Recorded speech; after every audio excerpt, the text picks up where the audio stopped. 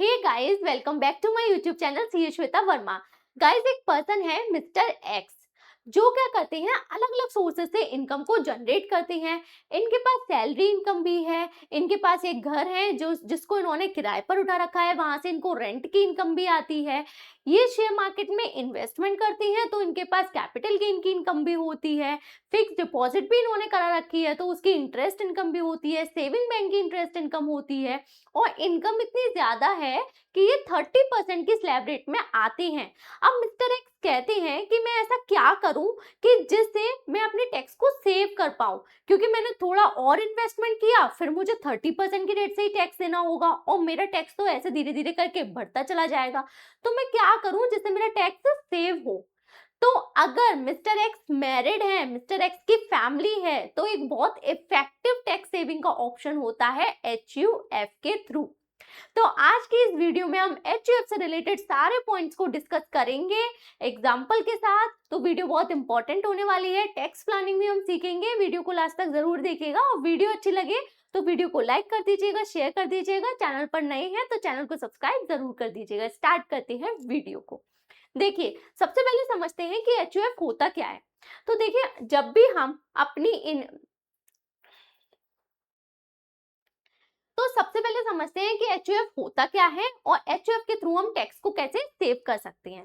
तो देखिए, income tax में अलग अलग पर्सन होते हैं, उन सब की इनकम पर अलग अलग तरह से टैक्स को निकाला जाता है। जैसे कि इंडिविजुअल हुआ, कंपनी हुई, फर्म हुई, AOP, BOI, artificial juridical person, cooperative society.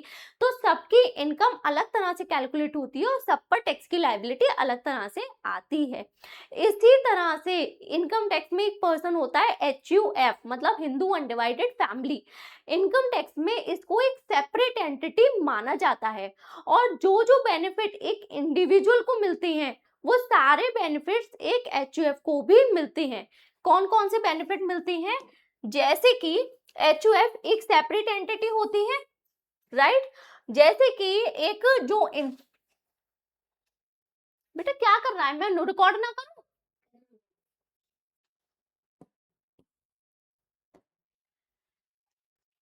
तो कौन कौन से टैक्स बेनिफिट मिलते हैं? तो देखिए, HUF एक सेपरेट एंटिटी, तो सेपरेट असेसिव होता है इनकम टैक्स में। अब जैसे इंडिविजुअल है उसको बेसिक एग्जेम्पशन लिमिट का बेनिफिट मिलता है। जैसे ओल्ड टैक्स रेजिम को ऑप्ट करें 2.5 लाख तक की इनकम पर टैक्स नहीं, न्यू टैक्स रेजिम को ऑप्ट करें 3 लाख तक की इनकम पर टैक्स नहीं। और फाइनेंशियल ईयर 25-26 से तो 4 लाख की, यार कौन सा फाइनेंशियल ईयर, हाँ।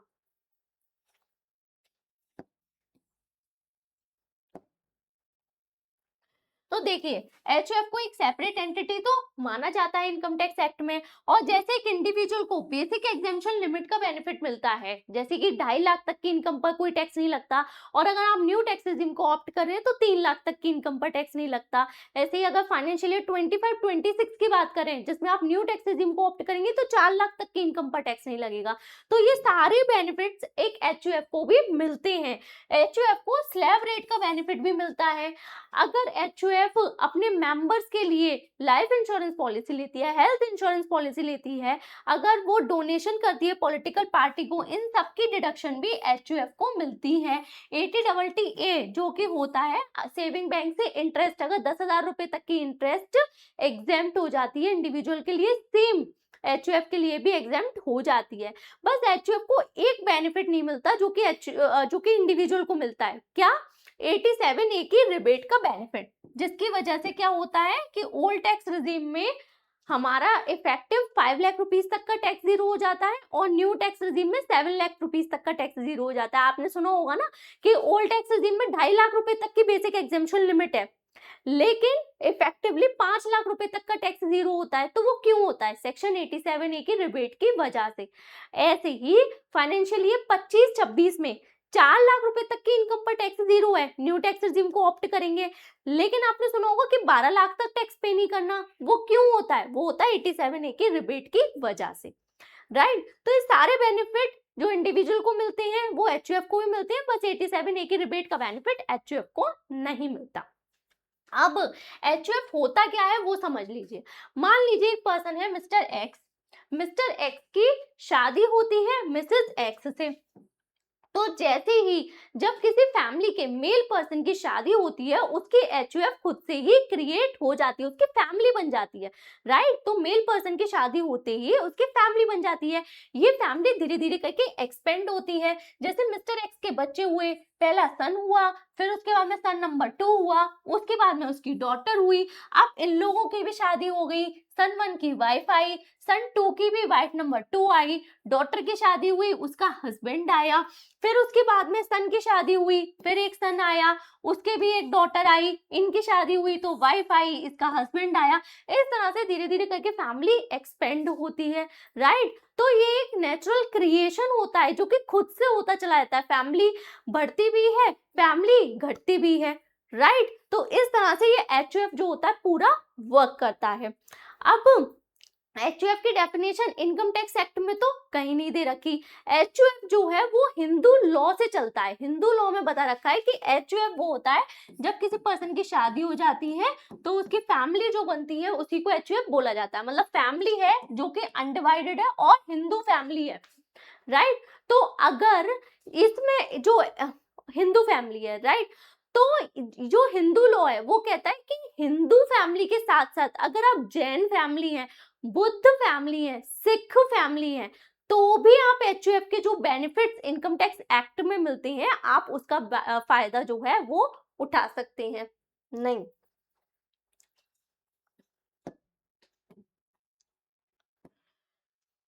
तो इनकम टैक्स एक्ट में एचयूएफ की डेफिनेशन कहीं नहीं दे रखी, लेकिन ये जो डेफिनेशन है वो हिंदू लॉ में दे रखी है। हिंदू लॉ कहता है कि एचयूएफ क्या होता है, एचयूएफ एक फैमिली होती है जो कि अनडिवाइडेड होती है और हिंदू होती है। लेकिन अगर आप जैन फैमिली है, बुद्ध फैमिली है या सिख फैमिली है तो भी आप इस एचयूएफ का बेनिफिट ले सकते हैं इनकम टैक्स के पर्पज से। क्लियर। तो हिंदू फैमिली के साथ साथ जैन, बुद्ध और सिख फैमिली को भी एचयूएफ के जो इनकम टैक्स एक्ट में बेनिफिट दे रखे हैं उनका फायदा मिल सकता है। अब उसके बाद में देखते हैं एचयूएफ में कौन कौन से पर्सन होते हैं। तो एचयूएफ में 3 मेन पर्सन होते हैं। पहला कर्ता, दूसरे एचयूएफ के मेंबर्स और तीसरे होते हैं को पार्टनर्स। कर्ता कौन होता है? जो हेड ऑफ द फैमिली होता है उसको बोलते हैं कर्ता, head of the family, right. तो मिस्टर एक्स हैं वो हेड ऑफ द फैमिली हैं, तो ये फैमिली के कौन हुए? कर्ता हुए। इनको क्या राइट होते हैं कर्ता को? तो कर्ता अगर जो एचयूएफ की जो असेट्स हैं, जो बिजनेस हैं, जो प्रॉपर्टीज हैं, इनको मैनेज करने का राइट कर्ता के पास होता है। तो बाकी के जो मेंबर्स हैं, बाकी के जो लोग होते हैं फैमिली के, नहीं, ऐसे नहीं, ठीक है। 3 होते हैं कर। अब मिस्टर एक्स है, कर्ता कौन होता है? मिस्टर एक्स है। मिस्टर एक्स कौन होंगे? हेड ऑफ द फैमिली, और हेड ऑफ द फैमिली को बोला जाता है कर्ता, राइट। उसके अलावा जो पर्सन होते हैं फैमिली में, जितने भी पर्सन होते हैं इन सबको क्या बोला जाता है? Members, right. ये होते हैं मेंबर्स ऑफ द फैमिली। और तीसरा होता है पर्सन को पार्टनर, को पार्टनर ऑफ द फैमिली। ये वर्ड समझना बहुत जरूरी है कि को पार्टनर क्या होता है। तो देखिए, जैसे मिस्टर एक्स करता हो गए, अब उसके बाद में ये सन है, ये वाइफ है, ये सन, वाइफ, डॉटर, हस्बैंड, इनके जो सन, वाइफ, डॉटर, हस्बैंड सब क्या है? ये सब जितनी भी एडिशन होते चले आएंगे सब कौन होते हैं? मेंबर होते हैं। लेकिन क्या सारे के सारे को पार्टनर्स हो सकते हैं? Then answer is no. को पार्टनर कौन होंगे? को पार्टनर वो लोग होते हैं जिनका फैमिली में बर्थ होता है, जिनका फैमिली में बर्थ होता है उनको को पार्टनर बोला जाता है। जैसे कि मिस्टर एक्स को पार्टनर है फैमिली के, इनका बर्थ हुआ है। मिस्टर एक्स के जो बच्चे हैं, ये सन, ये सन, ये डॉटर, ये सब क्या है? को पार्टनर ऑफ द फैमिली है, क्योंकि इनकी क्या हुई है? इनका बर्थ हुआ है फैमिली में। इसी तरह से जैसे सन है, सन के इस सन का बर्थ हुआ है, फिर उसके बाद में सन के डॉटर का बर्थ हुआ है, ये को पार्टनर हुए। इस वाले केस में इस सन का बर्थ हुआ है, फिर डॉटर का बर्थ हुआ है, ये को पार्टनर हुई।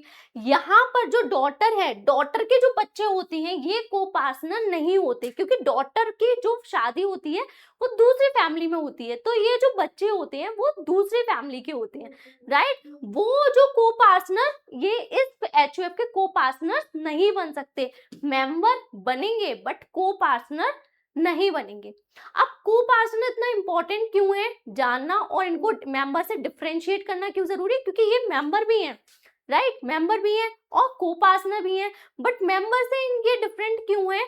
क्योंकि इनके पास बर्थ से ही राइट होता है उस प्रॉपर्टी में डिवीजन मांगने का, राइट, उस प्रॉपर्टी में डिवीजन मांगने का इनके पास राइट होता है। तो जैसे ही मिस्टर एक्स है, पहले मिस्टर एक्स होते हैं, तो ये जो प्रॉपर्टी होती है पूरी इनकी होती है, लेकिन जब सन आता है, ये सन बाय बर्थ ही इसको इस प्रॉपर्टी में, इनकी जितनी भी प्रॉपर्टी होती है उसमें इनका इसका राइट हो जाता है इक्वल का। उसके बाद में सन 2 आता है, उसके पास भी इक्वल राइट होता है, डॉटर आती है, इसके पास भी इक्वल राइट आ जाता है। तो अब जब 3 बच्चे हैं ना, तो एक प्रॉपर्टी में तीनों के पास, ये 3 और मिस्टर एक्स, तो एक प्रॉपर्टी में 4 राइट हो गए, 4 पार्टनर हो गए एक प्रॉपर्टी के, राइट। जो मिसेज एक्स है, क्या मिसेज एक्स को पार्टनर है?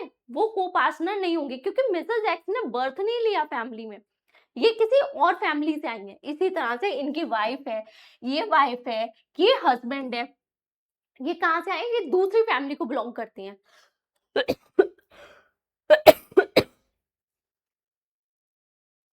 ये दूसरी फैमिली को बिलोंग करते हैं, तो ये मेंबर ऑफ द फैमिली है, बट ये को पार्टनर नहीं है। तो को पार्टनर कौन होंगे? जिन्होंने बर्थ लिया है। और फायदा इनको क्या होगा कि जितनी भी प्रॉपर्टी है उसमें इक्वल के ये दावेदार होंगे, डिवीजन मांग सकते हैं प्रॉपर्टी में, और इक्वल का शेयर इनको मिलेगा, जब तक कि ऐसा कुछ डीड में लिखा हुआ नहीं है, तो इनको इक्वल का शेयर मिलेगा, राइट। ये होता है को पार्टनर। अब जो डॉटर हैं, 6 सितंबर 2005 को सुप्रीम कोर्ट का जजमेंट आया था, जिसके बाद में डॉटर को भी, उस जजमेंट में क्या बोला गया कि डॉटर को भी फैमिली का को पार्टनर माना जाएगा। मतलब इससे पहले क्या होता था, जो डॉटर होती थी वो मेंबर ऑफ द फैमिली तो होती थी, बट को पार्टनर्स नहीं होती थी। मतलब इनको इनकी फैमिली की प्रॉपर्टी में कोई शेयर मांगने का राइट नहीं होता था। लेकिन 6 सितंबर 2005 के बाद से क्या हुआ कि डॉटर भी फैमिली की जो प्रॉपर्टी होती है उसमें इक्वल की दावेदार होती हैं, फैमिली की प्रॉपर्टी में शेयर मांग सकती हैं, इनका उसमें राइट होता है। लेकिन डॉटर का जो हस्बैंड है, क्या वो मांग सकता है? Then answer is no. क्या बच्चे मांग सकते हैं उनके? देन आंसर इज नो, क्योंकि ये उस फैमिली के मेंबर हैं, को पार्टनर्स नहीं है। लेकिन ये अपनी क्यों नहीं है कि इस फैमिली के को पार्टनर? क्योंकि इनका भी खुद का एक एचयूएफ होगा, इनकी खुद की फैमिली होगी इस हस्बैंड की, ये हस्बैंड उस फैमिली में को पार्टनर होगा, और इसके बच्चे क्योंकि इन्होंने उस फैमिली में जन्म लिया है, तो वहां पर ये लोग अपनी फैमिली में को पार्टनर होंगे। तो एक पर्सन दो फैमिली में को पार्टनर नहीं हो सकता। सीधी सी बात है, सही है बिल्कुल। और पहले डॉटर के लिए क्या होता था, डॉटर अपनी फैमिली में जिसमें जन्म लिया है इन्होंने, उसमें को पार्टनर नहीं होती थी, और जहां ये शादी करके गई है वहां तो ये को पार्टनर हो ही नहीं सकती, ठीक है। लेकिन अब डॉटर को पार्टनर होती हैं। इतनी बात समझ में आ गई। अब जो एचयूएफ है वो 4 जनरेशन तक चलती है, मतलब कि मिस्टर एक्स की फर्स्ट जनरेशन हो गई, उसके बाद में ये सेकंड जनरेशन, उसके बाद में ये थर्ड जनरेशन, और उसके बाद में ये आ गई फोर्थ जनरेशन। तो अब जैसे ये सन है, इस सन के भी एक सन होता है, इस सन के भी एक सन होता है। मैंने क्या बताया कि जैसे ही किसी का बर्थ होता है वो बाय बर्थ को पार्टनर बन जाता है, उसका शेयर होता है उस प्रॉपर्टी में। अब ये सन है, तो क्या इसको इस प्रॉपर्टी में शेयर मांगने का, मिस्टर एक्स की जो प्रॉपर्टी है उसमें शेयर मांगने का राइट सन का होगा? Then answer is a big no, क्योंकि एक एचयूएफ, मिस्टर एक्स की एचयूएफ है, ये 4 जनरेशन तक ही चलेगी। ये आ गई 5th जनरेशन, ये मिस्टर एक्स की प्रॉपर्टी में अपना हक नहीं मांग सकता, ठीक है। अब मिस्टर एक्स है, ओके, जब तक मिस्टर एक्स है तब तक मिस्टर एक्स की एचयूएफ चली गई। कोई अनफोर्सीन सर्कमस्टेंसेस अक्कर हो जाता है, मिस्टर एक्स की डेथ हो जाती है, उसके बाद में जो नेक्स्ट जनरेशन होगी, अब ये फर्स्ट, ये सेकंड, ये थर्ड, ये फोर्थ, अब ये फोर्थ हो गए, अब इसका प्रॉपर्टी में जो है वो राइट आ जाएगा, अब ये प्रॉपर्टी का कोपार्टनर बन जाएगा, प्रॉपर्टी में अपना डिवीजन भी मांग सकता है, ठीक है। इस तरह से 4 जनरेशन तक चलती है। 5वीं जो जनरेशन होती है वो को पार्टनर नहीं बनती। अब मिस्टर एक्स की डेथ हो जाती है, तो उसके बाद में, क्योंकि मिस्टर एक्स कर्ता है, कर्ता ऑफ द फैमिली है, अब कर्ता कौन बनेगा? तो कर्ता की डेथ के बाद में जो एल्डेस्ट को पार्टनर ऑफ द फैमिली होता है वो ऑटोमेटिकली कर्ता बन जाता है। तो एक्स के बाद में अगर ये सन बड़ा है तो ये कर्ता बनेगा, ये सन बड़ा है तो ये बनेगा, और अगर डॉटर बड़ी है तो वो भी कर्ता बन सकती है, ठीक है, डॉटर भी बन सकती है अगर डॉटर बड़ी है, क्योंकि डॉटर क्या है, को पार्टनर है, राइट, क्लियर। क्या करना चाह रहा है बेटा, बैठ जा, थोड़ी देर खत्म होने वाला है, ठीक है, क्लियर। तो ये तो हमने समझ लिया HUF का पूरा बेस कि HUF होता क्या है। अब उसके बाद में ये HUF तो हमारा, हम मतलब इससे क्या समझ में आ गया कि जो HUF है वो ऑलरेडी क्रिएटेड है, HUF ऑलरेडी क्रिएटेड है। बट एक बात बताइए, क्या ये इनकम टैक्स के एग्जिस्टेंस में है? नहीं, क्योंकि देखिए हमारा बर्थ होता है, हमारा बर्थ होता है, हम इंडिविजुअल है, हमारा बर्थ होता है, हमारा नाम रखा जाता है, पर क्या इनकम टैक्स डिपार्टमेंट हमको बाय बर्थ जानता है? क्या बर्थ से ही हम इनकम टैक्स के एग्जिस्टेंस में आ जाती हैं? Then answer is no. हम इनकम टैक्स के एग्जिस्टेंस में कब आते हैं? जब हमारा पैन कार्ड बन जाता है।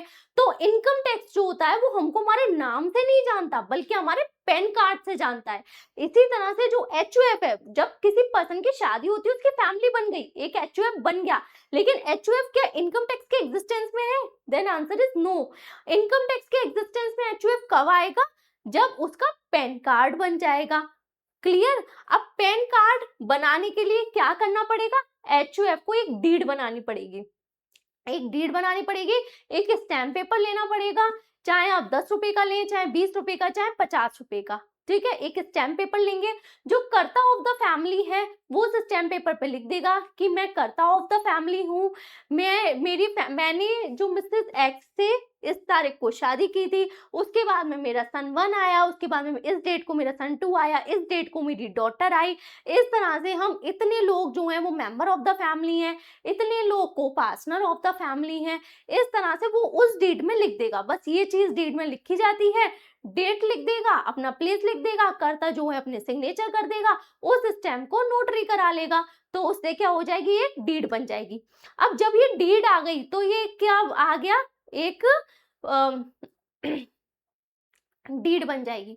और ये डीड अगर आपको देखनी है तो आप गूगल पर सर्च करेंगे तो आपको डीड का फॉर्मेट बहुत इजीली मिल जाएगा, आप कहीं से भी देख सकते हैं, ठीक है। उस डीड में इतना ज्यादा कुछ नहीं होता, बस एक सिंपल सी HUF के बारे में बातें लिखी होती हैं, क्लियर। अब इस डीड से आप क्या कर सकते हैं, अपने पैन कार्ड के लिए एप्लीकेशन दे सकते हैं, HUF के पैन कार्ड के लिए एप्लीकेशन दे सकती हैं। HUF का पैन कार्ड मिल जाएगा, HUF का पैन कार्ड मिलते ही HUF इनकम टैक्स के लिए एग्जिस्टेंस में आ जाएगा।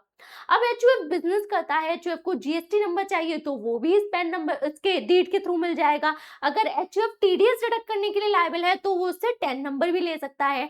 HUF अपना बैंक अकाउंट भी ओपन करा सकता है। तो ये सारी चीजें अब HUF कर सकता है उस डीड के थ्रू, क्लियर। जब क्या कर रहा है बेटा, अब इस पेन से HUF अपना बैंक अकाउंट भी ओपन करा सकता है।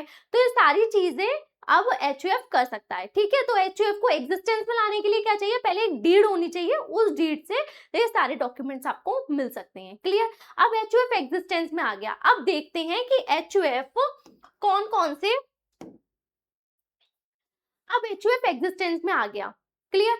अब देखते हैं कि HUF के पास जो फंड है, HUF का कॉर्पस, मतलब HUF का, ये तो मैंने बताया ही नहीं।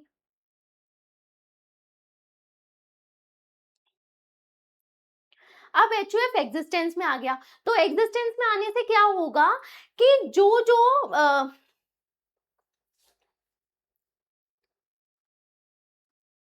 अब HUF एग्जिस्टेंस में आ गया, तो अब क्या होगा कि अब कोई इंडिविजुअल जैसे अपना ITR फाइल करता है, वैसे वो HUF का भी ITR फाइल कर सकता है। जो जो टैक्स बेनिफिट्स इंडिविजुअल को मिलते हैं एक्सेप्ट सेक्शन 87A की रिबेट, सेम बेनिफिट्स जो है वो एक इंडिविजुअल HUF को भी मिलने लग जाएंगे, क्लियर। तो अब जैसे पर्सन है, यहाँ पर मिस्टर एक्स है, इनकी इनकम होती है, मिसेस एक्स एक हाउसवाइफ है, मान लीजिए इनकी इनकम नहीं है, सन है, ये भी अर्निंग पर्सन है, सन 2 ये भी अर्निंग पर्सन है, एक डॉटर है, ये भी अर्निंग पर्सन है। तो अगर फर्स्ट, सेकेंड, थर्ड, फोर्थ 4 लोग अपना ITR फाइल करते हैं तो HUF के एग्जिस्टेंस के आने के बाद में 5वां ITR HUF का फाइल किया जाएगा, क्लियर, ठीक है।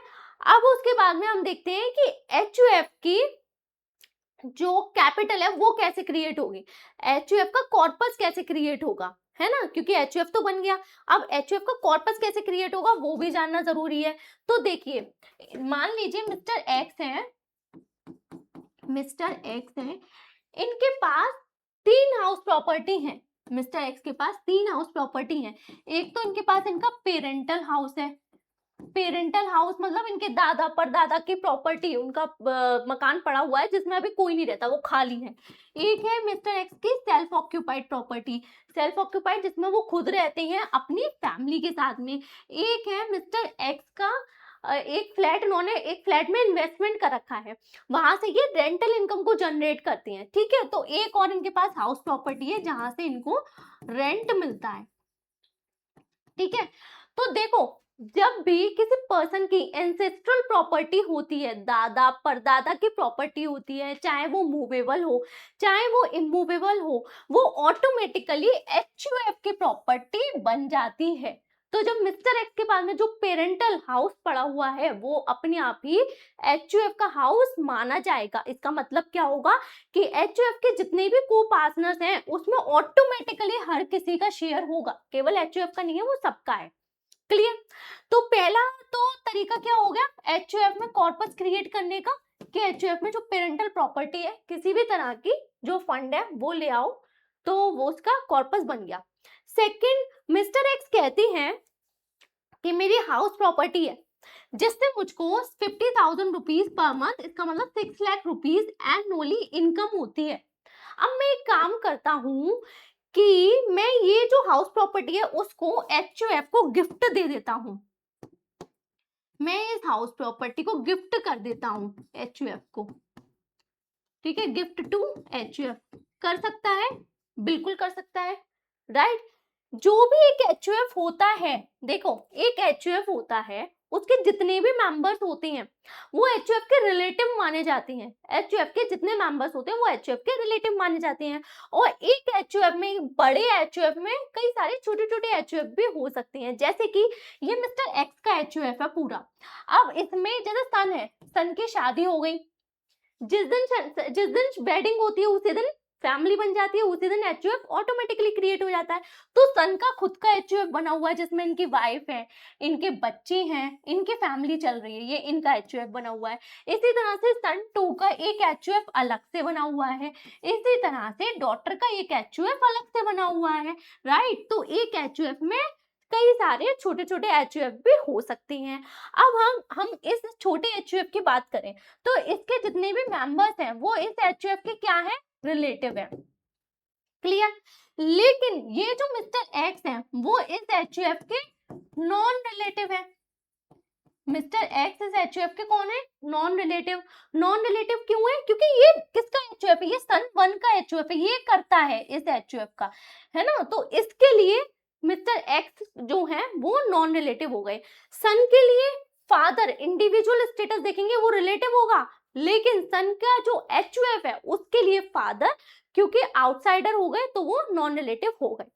अब आपको पता होगा इनकम टैक्स एक्ट में क्या होता है कि जब भी कोई रिलेटिव को गिफ्ट दिया जाता है, रिलेटिव को गिफ्ट दिया जाता है तो वो जो लेने वाले के हैंड में एग्जेम्प्ट होता है। ठीक है, सेक्शन क्या होता है, section 56 subsection number 2 clause number 10। ठीक है, गिफ्ट फ्रॉम रिलेटिव एग्जेम्प्ट होता है। कितना भी गिफ्ट आप दे सकते हो अपने रिलेटिव को, करोड़ों का भी दे दो, एग्जेम्प्ट होगा, वो उस रिलेटिव की इनकम नहीं माना जाएगा। क्लियर? लेकिन जो रिलेटिव है उससे कोई इनकम जनरेट कर रहा है, जो इनकम जनरेट करता है वो क्या होता है, वो इनकम उस रिलेटिव की इनकम नहीं मानी जाती, बल्कि वो क्या हो,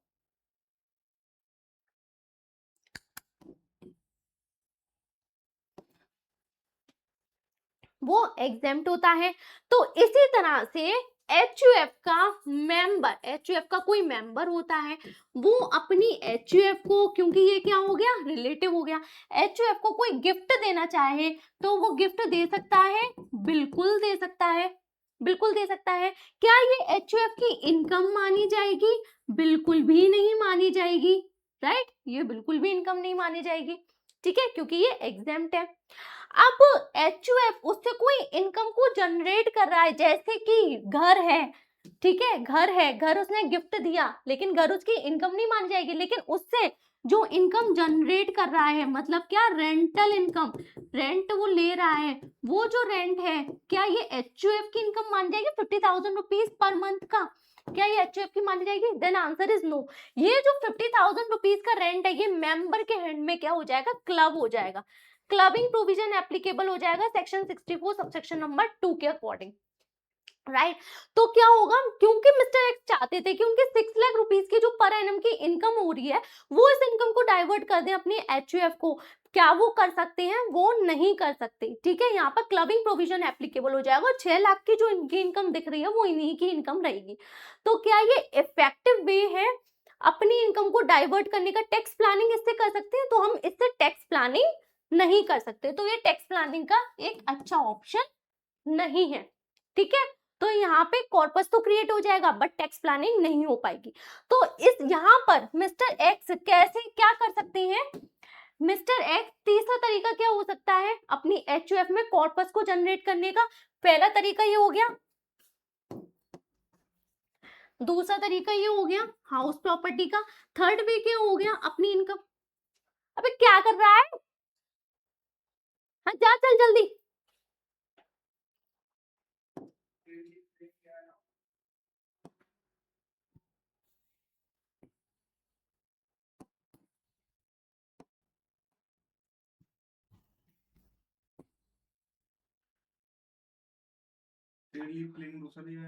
ठीक है, खा रही हूँ मैं, अपना रिकॉर्ड कर दूं। ठीक है, सांभर में प्याज, ठीक है, बस 10 मिनट में हो गया।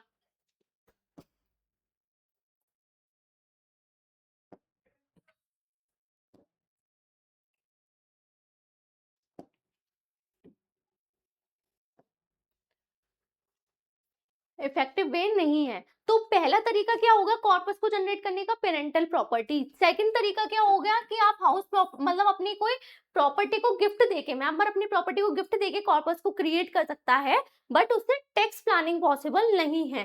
थर्ड वे क्या होगा? थर्ड वे है एचयूएफ जो है, थर्ड वे क्या होगा? Gift from non relative. मैंने आपको बताया एक एचयूएफ का जो आउटसाइडर पर्सन होगा वो उसका क्या बन जाता है? नॉन रिलेटिव बन जाता है। तो यहाँ पर क्या कर सकते हैं? मिस्टर एक्स है, मिस्टर एक्स है, यहाँ पर मिस्टर एक्स के फादर हैं, ओके, और ये मिस्टर एक्स का एचयूएफ है, ठीक है। तो मिस्टर एक्स के फादर मिस्टर एक्स को गिफ्ट देना चाहती हैं, बट वो मिस्टर एक्स को डायरेक्ट गिफ्ट ना देकर वो उसकी एचयूएफ को गिफ्ट कर सकती है। मान लीजिए 5 लाख रुपीस का गिफ्ट फादर ने मिस्टर एक्स को ना देकर किसको दे दिया? एचयूएफ को दे दिया। क्या एचयूएफ ये गिफ्ट ले सकती है? बिल्कुल ले सकती है। ये क्या हो गया? Gift from non relative. Gift from non relative होता है ये 50,000 रुपीज तक तो एग्जेम्प्ट होता है, लेकिन 50,000 रुपीज से 1 रुपया भी ज्यादा का अगर गिफ्ट होता है तो वो फुली टैक्सेबल होता है। तो ये जो 5 लाख रुपए का गिफ्ट है, क्योंकि 50,000 रुपए से ज्यादा है, तो ये क्या होगा? फुली टैक्सेबल होगा, फुली टैक्सेबल होगा। तो इस वाले केस में जो ये गिफ्ट है 5 लाख रुपए का, ये इनकम बन जाएगी, एचयूएफ की इनकम बन जाएगी, और इस पर जो भी इनकम जनरेट होगी वो क्या उस पर क्लबिंग प्रोविजन एप्लीकेबल होगा? Then answer is no. तो एचयूएफ अगर इस पैसे को इन्वेस्ट करके कोई इनकम को जनरेट कर रही है तो उस इनकम पर क्लबिंग प्रोविजन एप्लीकेबल नहीं होगा। क्लबिंग प्रोविजन इस इनकम पर एप्लीकेबल नहीं होगा जो कि नॉन रिलेटिव से मिल रही है। क्लियर? तो यहाँ पे क्या है कि अगर 5 लाख रुपए का गिफ्ट भी मिल गया, 5 लाख रुपए की इनकम हो गई अगर एचयूएफ की, तो इस 5 लाख रुपए में से अगर हम देखें 5 लाख रुपए की इनकम हो गई अगर, और उसमें 80C की 1.5 लाख रुपए की डिडक्शन हो गई अगर एचयूएफ ने अपने मेंबर्स के नाम पर एलआईसी पॉलिसी ले रखी है, तो 1.5 लाख रुपए की डिडक्शन हो गई। 25,000 रुपए की मैक्सिमम किसकी मिल सकती है? उसकी मेडिकल इंश्योरेंस की, अगर मेडिकल इंश्योरेंस प्रीमियम ले रखा उसकी डिडक्शन हो गई। तो इस तरह से ये जो है इनकम आ गई इसकी 3,25,000 रुपीज की। और 2.5 लाख की ओल्ड टैक्स रेजिम को ऑप्ट कर रहे हैं ये, क्योंकि डिडक्शन लिया है, तो 2.5 लाख रुपए की क्या मिल जाएगी, बेसिक एग्जेम्पशन लिमिट मिल जाएगी। तो यहाँ पर 75,000 रुपीज की इनकम हो गई किसकी, एचयूएफ की। और इस पर 5% की रेट से अगर एचयूएफ टैक्स देगी तो इनकम टैक्स निकलेगा 3,750 का टैक्स निकलेगा। ठीक है, तो 5 लाख रुपए की इनकम लेके 3,000 रुपए का टैक्स इनको पे करना पड़ेगा, जो कि बहुत ज्यादा कोई बड़ा अमाउंट नहीं है। ठीक है, तो थर्ड वे क्या हो गया, थर्ड वे हो गया gift from non relative, non relative से गिफ्ट लेके। फोर्थ वे क्या हो सकता है, फोर्थ वे हो सकता है कि जो मिस्टर एक्स है, मिस्टर एक्स बोल लो या रिलेटिव ऑफ द एचयूएफ बोल लो, तो क्या कर सकता है, जो एचयूएफ का रिलेटिव है, या मान लो मिस्टर एक्स के पास में पड़े हुए हैं मान लो 10 लाख रुपए। अब वो 10 लाख रुपए एचयूएफ को एज अ गिफ्ट देते हैं, तो क्या होगा, एचयूएफ उससे जो इंटरेस्ट इनकम अर्न करेगी या कोई और इनकम अर्न करेगी, वो मिस्टर एक्स के हैंड्स में क्लब हो जाएंगे, तो इन्हीं की इनकम बन जाएगी। तो ये तो ऐसा करेंगे नहीं, तो ये क्या कर सकते हैं, 10 लाख रुपए का वो लोन दिखा सकते हैं कि मैंने एचयूएफ को लोन दिया, 0% की इंटरेस्ट पर भी मेंबर एचयूएफ को लोन दे सकता है। अब इसने 10 लाख रुपए जनरेट कर दिए और अब एचयूएफ ने 10 लाख रुपए इन्वेस्ट कर दिए, और मान लो इस 10 लाख रुपए पर उसको, अब इसने 10 लाख रुपए इन्वेस्ट कर दिए और मान लो इस 10 लाख रुपए पर 70,000 रुपए की इंटरेस्ट इनकम एचयूएफ के हैंड्स में आती है, तो ये जो इनकम होगी वो किसकी इनकम बनेगी, वो एचयूएफ की ही इनकम बनेगी। क्लियर, ये इनकम किसकी बनेगी, एचयूएफ की ही बनेगी, ये इनकम की क्लबिंग नहीं होगी। तो यहाँ पर क्लबिंग प्रोविजन एप्लीकेबल नहीं होगा। क्लबिंग प्रोविजन किस पर एप्लीकेबल होता है, क्लबिंग प्रोविजन एप्लीकेबल होता है केवल गिफ्ट पर, लोन पर क्लबिंग प्रोविजन एप्लीकेबल नहीं होता। और ये जो लोन है, जो 10 लाख रुपए का लोन लिया है, तो क्या ये लोन इनकम है, नहीं, ये इनकम नहीं होगी इसकी। ठीक है, लोन इनकम नहीं होता, तो 10 लाख रुपए इनकी इसकी इनकम में नहीं जाएगा, इसकी इनकम में क्या जाएगा, जो उस पर जो इनकम जनरेट हो रही है, दैट इज 70,000 रुपीज। क्लियर, तो ये 4 तरीके हैं, इस तरीके से एचयूएफ अपनी कॉर्पस को जनरेट कर सकता है, कैपिटल बना सकता है। अब इस कैपिटल से एचयूएफ क्या क्या कर सकता है, तो जो जो काम, जो जो इन्वेस्टमेंट,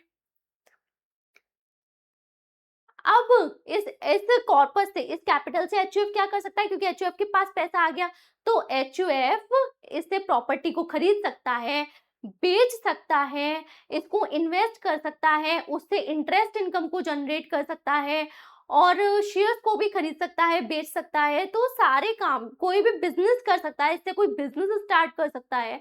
तो जो काम इंडिविजुअल कर सकता है वो सारे काम एक एचयूएफ कर सकता है, राइट।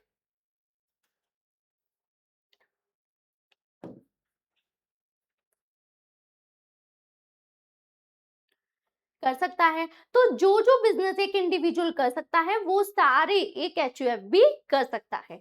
ठीक है, तो ये पीपीटी है जिसमें मैंने बताया है, कर्ता मैंने आपको बता दिया, कर्ता कौन होते हैं, मेंबर कौन होते हैं, को पार्टनर्स कौन होते हैं, जिनके पास बर्थ राइट होता है प्रॉपर्टी में डिवीजन का और प्रॉपर्टी को लेने का।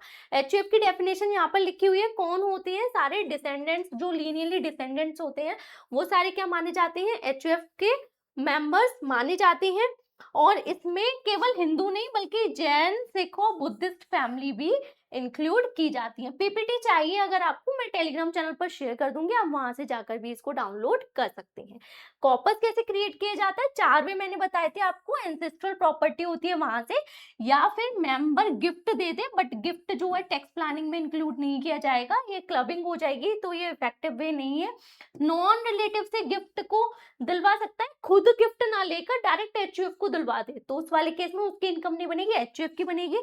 या फिर क्या करें, अगर डायरेक्ट लेना चाहे तो गिफ्ट की फॉर्म में ना देकर लोन की फॉर्म में दे दे, तो इससे क्या होगा, क्लबिंग प्रोविजन वहां पर एप्लीकेबल नहीं होगा।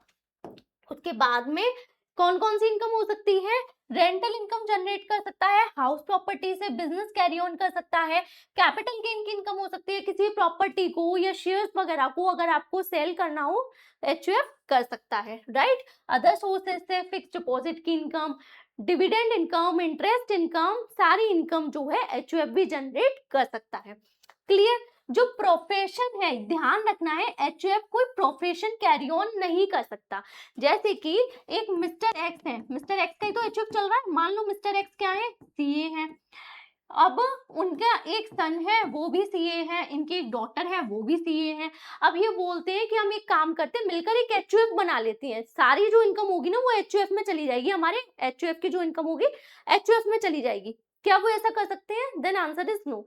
एक एचयूएफ किसी प्रोफेशन को कैरी ऑन नहीं कर सकती, मतलब जहां पर अपनी पर्सनल स्किल की रिक्वायरमेंट होती है वो काम एचयूएफ नहीं कर सकती। तो अगर मेंबर कोई ऐसा काम कर रहे हैं, एचयूएफ के मेंबर्स कोई ऐसा काम कर रहे हैं जहां पर उनकी पर्सनल स्किल लग रही है, ठीक है, तो वो जो इनकम होगी ना वो उन्हीं के हैंड्स में क्लब होगी, वो एचयूएफ की इनकम नहीं मानी जाएगी। क्लियर। तो एक एचयूएफ प्रोफेशन को नहीं चला सकती है, ये चीजें क्लियर हो गई। अब उसके बाद में अगर जो करता है, करता ऑफ द फैमिली है, वो क्या करता है, और मेरी एक चीज रह गई है, कोई क्या चीज रह गई है,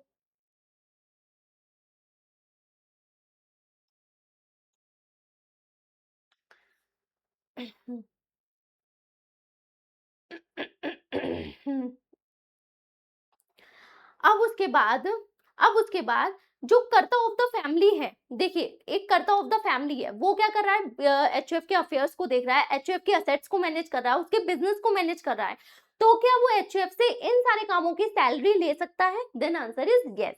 कर्ता सैलरी ले सकता है, वो कर्ता की इनकम बन जाएगी, और एचयूएफ का खर्चा है तो एचयूएफ उसकी डिडक्शन ले लेगी। क्लियर। ऐसे ही कोई मेंबर ऑफ द फैमिली है, वो उसके डे टू डे अफेयर्स को चला रहा है, तो क्या इस काम के लिए,